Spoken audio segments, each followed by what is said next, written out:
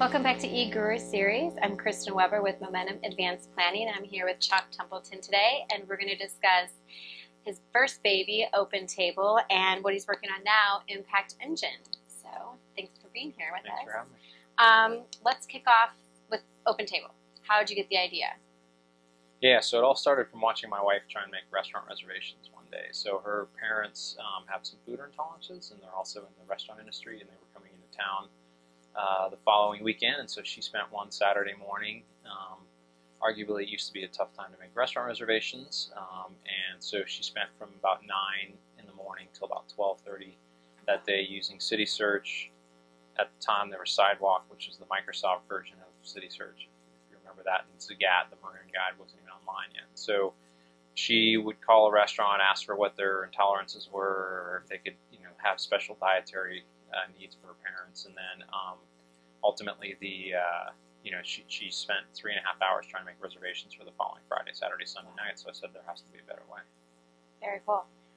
So when you launched it, did you bootstrap it for a while, or kind of talk about that process, but bringing it from an idea to an actual business? Yeah, so I was actually in my first attempt at business school, so I thought I was really smart at the time. So I was going to Santa Clara. I was, in the process, and I actually used some of the classes there to sort of write the business plan and do some of that. But really, it was, we bootstrapped it for the first 9 months of it, to sort of get it up, prove efficacy of the model, prove there was some interest in it, and I was able to, fortunately at the time, if you remember, Netscape and Yahoo and sites like that used to be sort of Matter were blowing up in a good way, and so people were seeing a share of Yahoo stock at $300 or a share of Netscape stock at $300. So stock options became a real currency that you could use to compensate people long before you actually had any cash to pay them at that time. Because people would say, well, if I got 10,000 shares at $300 a share, that's real money, type of thing, right? So used a lot of stock options early on to get sort of 3 companies to sort of piece together some piece of software. It was, frankly, probably the worst software I've ever seen, but we were able to install it in some restaurants, and actually the restaurants saw a value in it for what they were looking for a real problem that they had. What do you think they identified the real problem? Like having somebody actually sit there and take phone reservations and just being an inefficient system, or? No, the thing that they really wanted is, so a lot of the restaurants that we talked to at first were restaurants that were sort of the high demand restaurants, so the restaurants that had all their seats full. So for them, it wasn't necessarily about incremental diners. It was more about taking better care of their current customers. And so what they wanted to do is know the background and history of someone, how many times they've been there, if they had any preferences, what their favorite wine might be, what their favorite table might be, who waited on them last, that type of stuff. And so now, because a lot of restaurants were using 3x5 cards, they would write on some of their customers, or they'd have the old reservation binder, which that was sitting up on a shelf somewhere. So, so for them, it was a CRM tool that they were looking for. Being able to take better care of their current customers was the thing that these restaurants wanted. They weren't concerned about more internet business, and frankly, we couldn't deliver it at that time either. So it's more about like the data that you were able to sell to them about their current customers to better service them, if you will.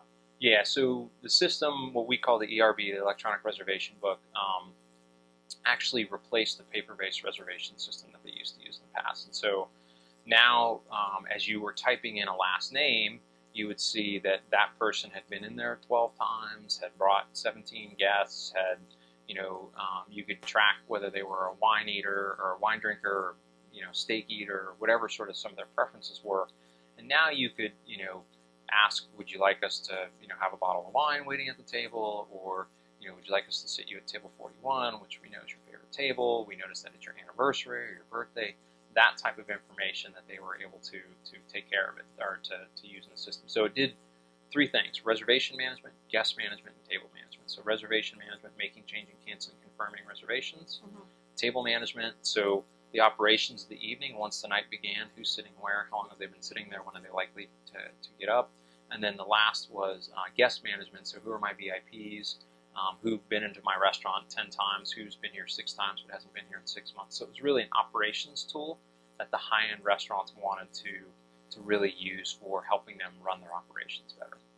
So what was probably the most difficult thing about starting a business? I mean, what do you find as being an entrepreneur is something you just don't like?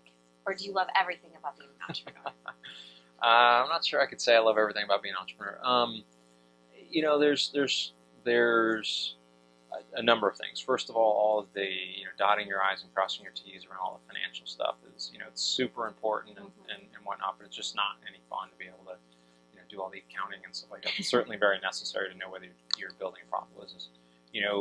Letting people go sucks, but sometimes you got to do it. You hire someone, you think they're right for a particular role, or the company's priorities change, or how you're going to go attack the solution changes, and so you might have to let that person go.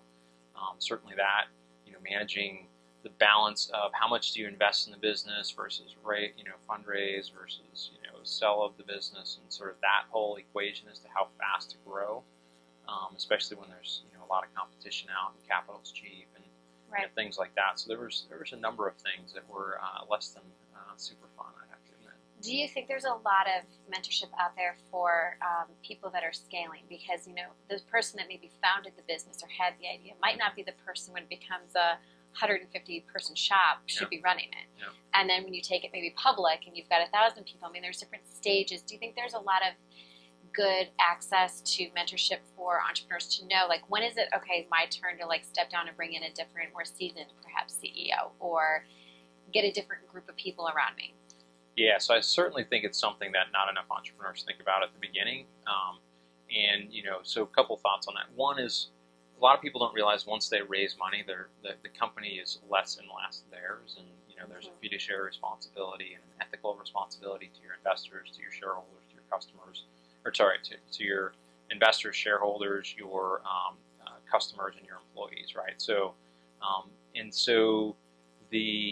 for me, I was lucky to have a group of people around me who were able to sort of point out some things that made sense. And one of the things that I always took away was that it was the most important thing was getting it right rather than being right. And so, and I was lucky enough to have some people who really emphasized, how do we get this right? Right? Let's not blame anyone for what's right or what's wrong, but let's figure out what the right solution is and make sure we're executing on that. And so, somewhere, and I think it was probably my wife, because she's certainly wiser than I am, and was a big mentor for me at the time and still is, but and was one of my sort of core mentors at the time. She sort of reminded me that the most important thing in this was to making sure it was successful, right? Because if I could make sure OpenTable was successful, I knew it wasn't going to be the last company I was involved with, but getting your first win is hugely beneficial, because in anything in life. Correct. After your first win, people start to round up about you. Right? The assumption, if they see you here, they automatically assume here, right? So they give you that benefit of the doubt. And so getting that first success, and that's one of the things that I encourage a lot of entrepreneurs to think about is, be less concerned about controlling all of the equity and owning every piece of it and whatnot, and more concerned about building a good team around you that's going to help you be successful ultimately, because that that first one builds on itself, in my opinion. So an experience. What is the future for OpenTable in your mind?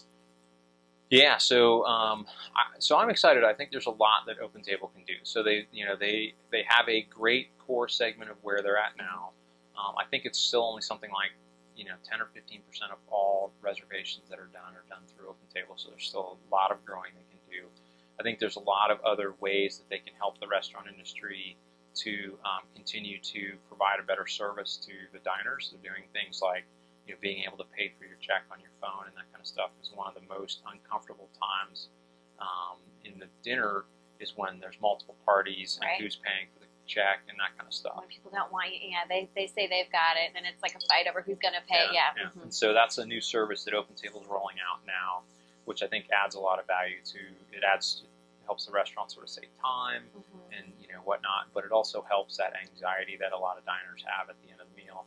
I think there's opportunities for them to continue to do frequency programs and reward programs for restaurant or for the diners, and I just as they continue to have this brand presence, I think there's just a lot of stuff they can do with it. So switching gears, you've been a part of several other startups. What do you find was your most fun, if you will, of all the things you've been a part of? What would you say is like the one where you really that really got you? Yeah, I mean, back in the day at OpenTable was a blast. I mean, it was a lot of the Wild West of the internet, sort of that frontier. No one sort of knew what it meant to have, the only real successful companies at the time were eBay. Maybe CitySearch was considered, AOL was considered somewhat successful, or considered successful back then. So there wasn't a ton of folks who had this sort of level of success. And so for us, we had this, we had just some great people on the team who were so dedicated to making sure that the company was successful. Our first office in New York was an apartment that we just rented, a monthly apartment. We had like 15 people working out of one. We had like Cat 5 cables. That was before sort of, all the wireless solutions, wires running across the ceiling, just taped up there. And, we had just this culture that was so possessed with making sure that we could do what was right by the customer. And that to me was, so we sort of had this mantra that if a customer could sign the contract while falling over, we'd get the system in. And that was really by our operations, director of operations, a gentleman named Glenn Allen, who just had this, we will not stop till the system's in sort of mentality, which, proliferated through his team. And so that sort of, we'd be there at 2 in the morning, working on stuff. And then, it was just this awesome camaraderie that was there. So you also unhealthy camaraderie too. So. Well, yeah, you talk a little bit like work-life balance. Like, do you think it's really hard for the budding entrepreneur to find that?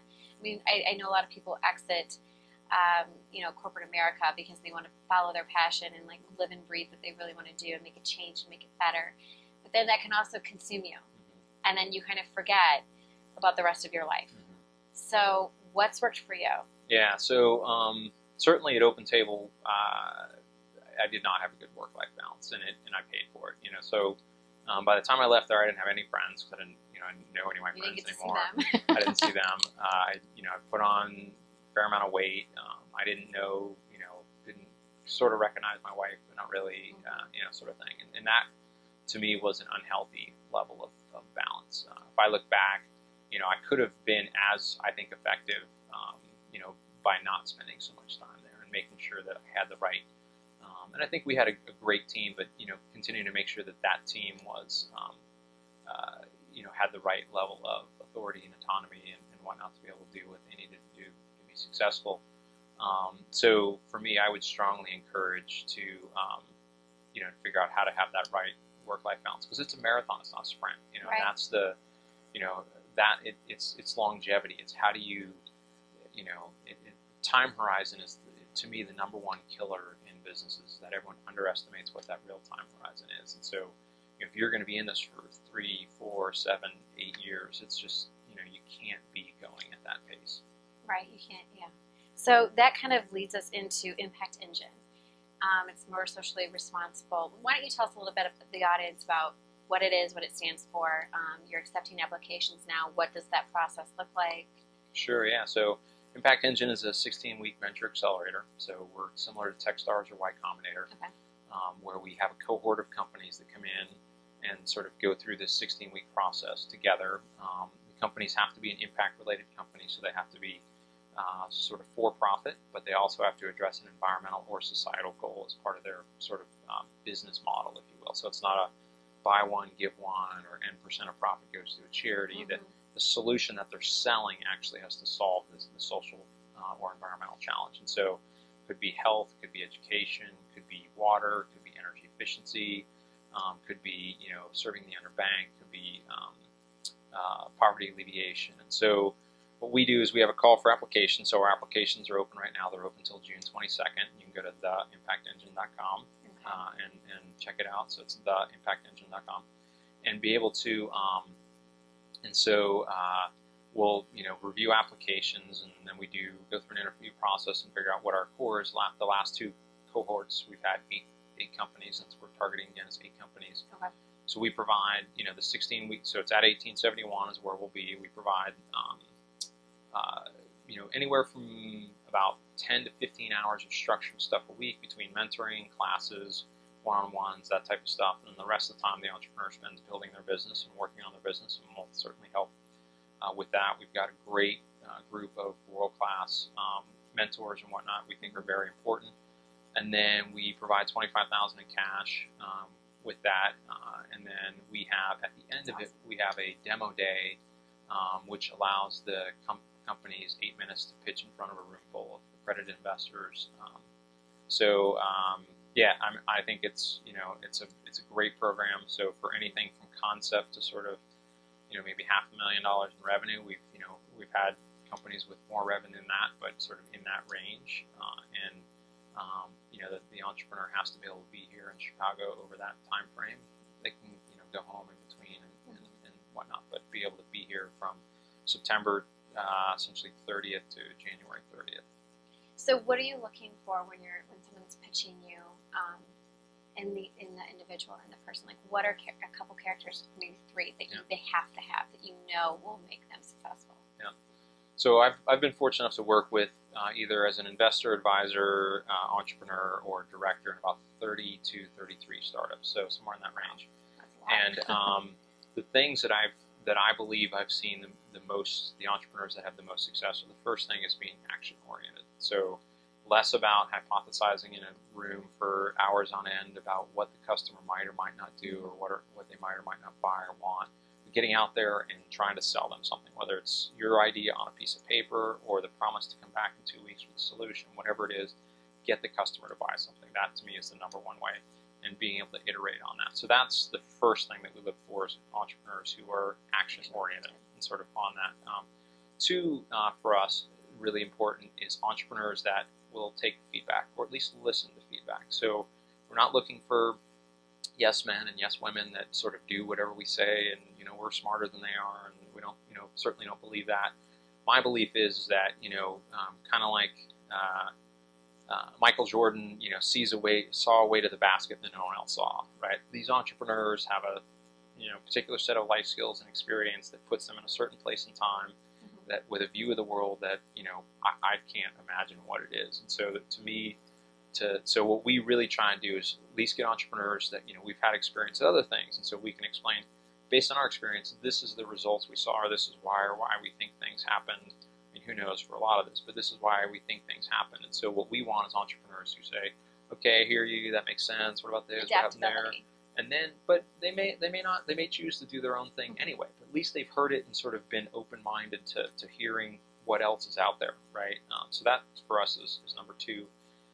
And then the third for us, because we're old school here, is to really think about the revenue model and the growth model of the business. So how is it going to make money once, and how's it going to make money a lot of times, right? So do I sell a single unit and it makes money? Do I have a subscription? Do I have, someone clicks through and I get some lead gen or whatever? So once, and then how am I going to get it to do them a lot of times? So back to the sort of the dollars and cents, the profitability of blocking and tackling of the company. So those are the most important things that we look for in an entrepreneur. And I have to ask, I've heard about the chickens. How are the chickens? What's going on with the chickens? In case you guys don't know, he has chickens in his backyard, and so what's up with the chickens?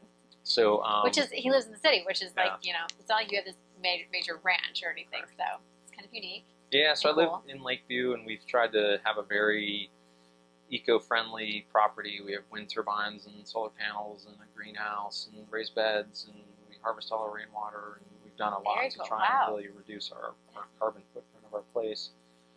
Yes, we did have chickens for almost 2 years, or about 2 years, but I recently became vegan, so we sold the chickens. I was going to ask, where'd the chickens go? So really the coop is what we sold, because it was a really nice coop, and so you can get a chicken for about $1.50. So really, that's the going rate for a chicken these days? For a chicken that lays eggs, about $1.50, maybe a little bit more. But So my girls think they're still alive, so we hope they're still alive. We hope someone didn't do something else then, because they were for laying birds and stuff. So they're just on vacation. Yes. And then we always ask, what is kind of the takeaway piece of advice for the entrepreneur? Yeah. The number one thing in your mind.